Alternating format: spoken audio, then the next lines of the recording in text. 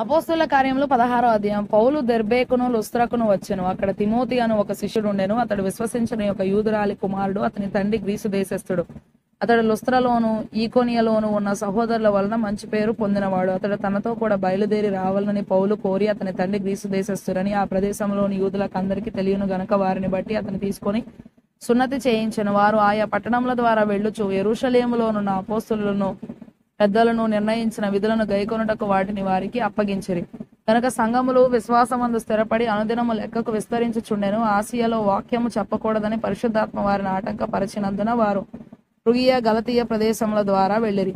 ముసియ దగ్గరకు వచ్చి బితూనియకు వెళ్ళుటకు ప్రయత్నము చేసిరి గాని యేసు యొక్క ఆత్మ వారిని వెళ్ళనీయలేదు.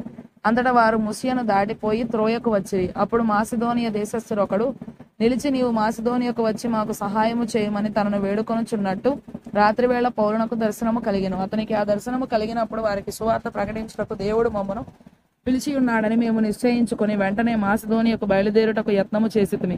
కాబట్టి మేము త్రోయను విడిచి ఓడ ఎక్కి తిన్నగా సముద్రాకేకును మరునాడు నెయపొలికిని అక్కడ నుండి ఫిలిప్పీకిని వచ్చితిమి. మాసిదోనియ దేశంలో ఆ ప్రాంతమునకు అది ముఖ్య పట్టణమును రోమీల ప్రవాస స్థానమునై ఉన్నది. మేము కొన్ని దినములు ఆ పట్టణములో ఉంటిమి. విశ్రాంతి దినమున గవని దాటి నదీ తీరమున ప్రార్థన జరుగును అనుకొని అక్కడికి వచ్చి కూర్చుండి కూడి వచ్చిన స్త్రీలతో మాట్లాడుచుంటిమి. అప్పుడు లూదియను దైవభక్తి గల యొక్క స్త్రీ వినుచుండెను. ఆమె ఊదారంగు పొడిని అమ్ము తుయతైర పట్టణస్థురాలు. ప్రభువు ఆమె హృదయము తెరచెను గనక పౌలు చెప్పిన మాటల యందు లక్ష్యముంచెను.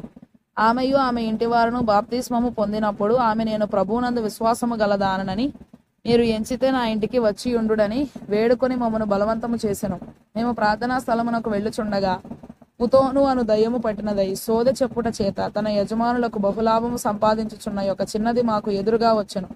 ఆమె పౌలును మమ్మను వెంబడించి, ఈ మనుషులు సర్వోన్నతులైన దేవుని దాసులు, వీరు మీకు రక్షణ మార్గం ప్రచురించువారై ఉన్నారని కేకలు వేసి చెప్పెను.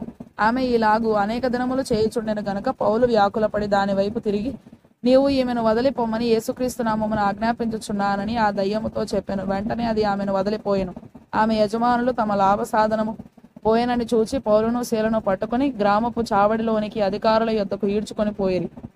అంతట న్యాయాధిపతుల యొద్దకు వారిని తీసుకొని వచ్చి, ఈ మనుషులు యూదులై ఉండి రోమీయులమైన మనము అంగీకరించుటకైనను చేయుటకైనను కూడని ఆచారములు ప్రచురించుచు మన పట్టణము గలిబిలి చేయుచున్నారని చెప్పిరి. అప్పుడు జనసమూహము వారి మీదికి దొమ్మిగా వచ్చెను. న్యాయాధిపతులను వారి వస్త్రములు లాగివేసి వారిని బెత్తములతో కొట్టవలనని ఆజ్ఞాపించిరి. వారు చాలా దెబ్బలు కొట్టి వారిని చెరసాలలో వేసి భద్రముగా కనిపెట్టవలనని చెరసాల నాయకునికి ఆజ్ఞాపించిరి. అతడు అట్టి ఆజ్ఞను పొంది వారిని లోపలి చెరసాలలోనికి త్రోసి వారి కాళ్లకు బొండ వేసి బిగించెను.